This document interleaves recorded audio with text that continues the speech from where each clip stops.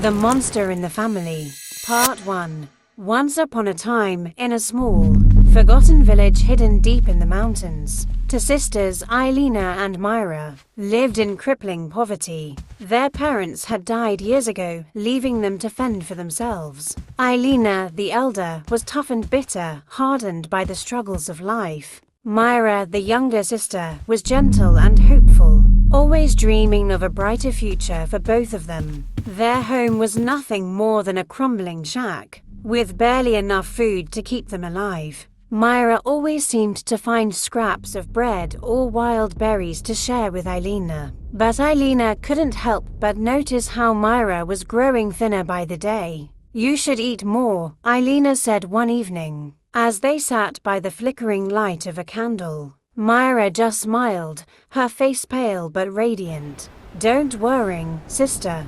Things will get better, I promise." But Eilina wasn't convinced. She often caught Myra sneaking out at night, her small frame disappearing into the darkness. Eilina assumed her sister was selfishly keeping something for herself: food, money, something they desperately needed. Resentment grew in Eilina's heart, fed by hunger and jealousy. One night, Eilina decided to follow Myra.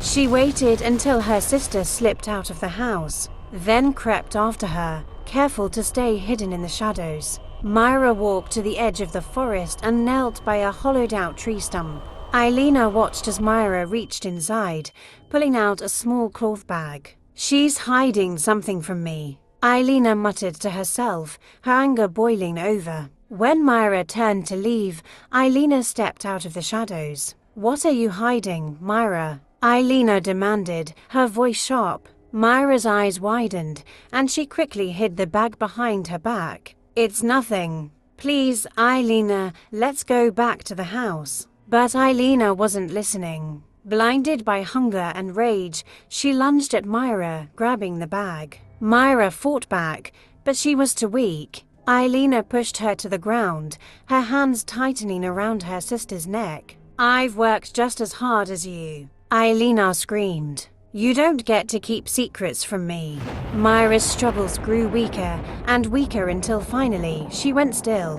Realizing what she had done, Eilina stumbled back, her breath coming in ragged gasps. Her hands were stained with her sister's blood. The cloth bag had fallen open, revealing its contents: coins, carefully saved and hidden. Enough money to buy food and perhaps escape their miserable life. Eilina's stomach churned with guilt, but it was too late. She had killed the only person who had truly cared for her. Spawnpointstories.